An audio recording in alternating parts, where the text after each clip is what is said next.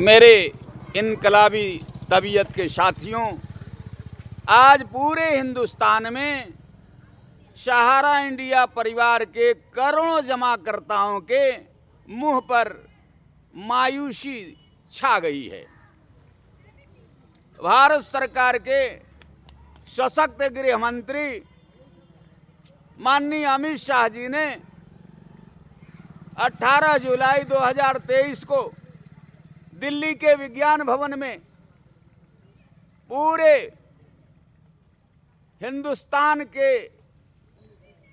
अखबारों ने उनकी घोषणा को छापा, चैनलों पर चला, पूरे दुनिया जान गई थी।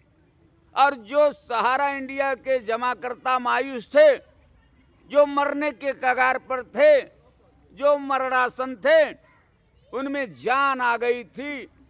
इन्होंने इस सरकार को दुआ देना शुरू कर दिया था।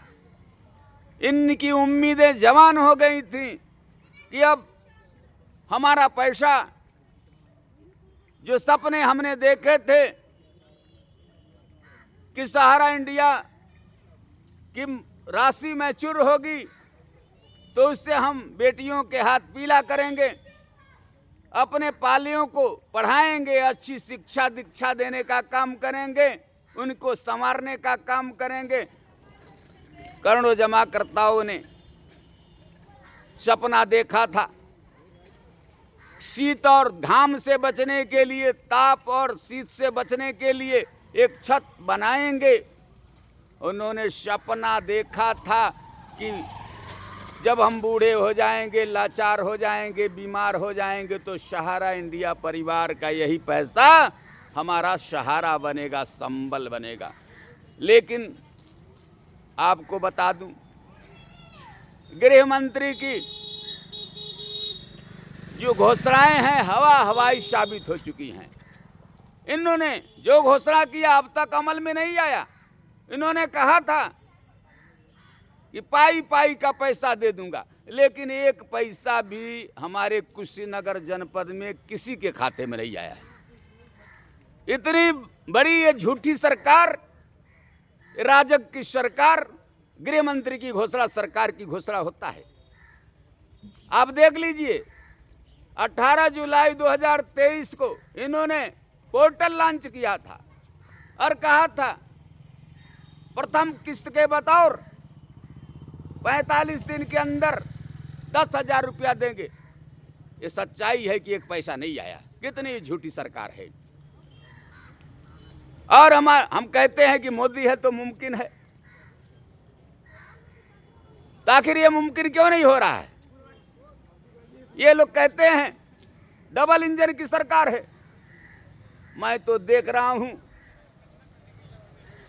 कि इनकी सरकारें राज्य में भी हैं, केंद्र में भी हैं, और जितने लोकल सरकारें हैं इनकी हैं। कई जगह तो ये तो चारों इंजन इनके साथ हैं, कहीं तीन इंजन साथ हैं। इतनी मजबूत सरकार और इतना मजबूर कि इसकी घोषणा का कोई असर नहीं होता है। बार बार गृह मंत्री जी झूठ बोलते हैं, लोगों में उम्मीद जगती है और फिर उम्मीदों का गला घोट दिया जाता है। माननीय प्रधानमंत्री जी, ऐसे नहीं चलेगा। माननीय सर्वोच्च न्यायालय के मुख्य न्यायाधीश न्यायमूर्ति संजीव खन्ना साहब से भी मैं कहना चाहता हूं, हम मर जाएंगे तो आप न्याय करके क्या करेंगे?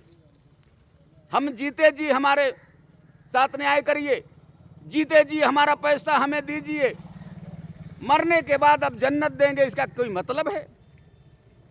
खोमचा चलाने वाले, जूता चप्पल सीने वाले, मोची चाय बेचने वाले गरीब लोगों का पैसा है। इनकी बद्दुआएं लगेगी मोदी जी। आप में संकल्प की शक्ति नहीं है। आपका गृह मंत्री झूठ पर झूठ बोल रहा है। आप कुछ करिए। अब तो दिल्ली के दिल में भी आपका किल्ली हल चुका है। अब दिल्ली पर भी आपका राज्य कायम हो गया है। अब कहां अब कितना झूठ बोलेंगे उसके बाद भी आप लोग। आपको बताऊं, सपने हमारे टूट चुके हैं अपने रूठ चुके हैं। जब सपने समाप्त हो गए, अपने समाप्त हो गए, अपने जब दूर हो गए, तो आखिर हम किसके लिए जिए? आदमी सपने के लिए जीता है, अपनों के लिए जीता है। न सपने रहे न अपने रहे, तो फिर आखिर हम क्यों रहें? आपसे पूछना चाहता हूं। आप अब भी समय है। हमारे लाखों लोग मौत के मुंह में समा चुके हैं, हजारों डिप्रेशन में हैं। आज नहीं तो कल वो मरेंगे। आप कि क्या ये जवाबदेही नहीं है, जिम्मेदारी नहीं है? लोकतंत्र में जनता मालिक है कहा जाता है। भारत का संविधान कहता है we the people of India, हम भारत के लोग।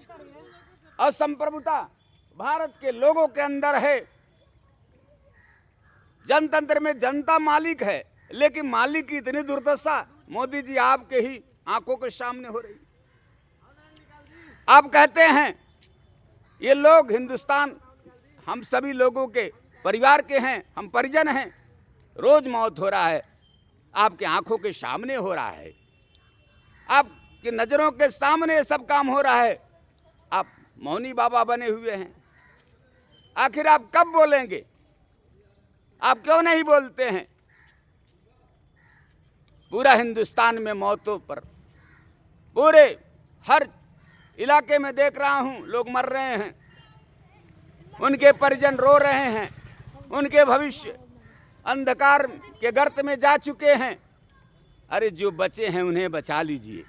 मर गए सो मर गए, ठीक है, लेकिन जो बचे हैं उनकी बचाना आपकी जिम्मेदारी।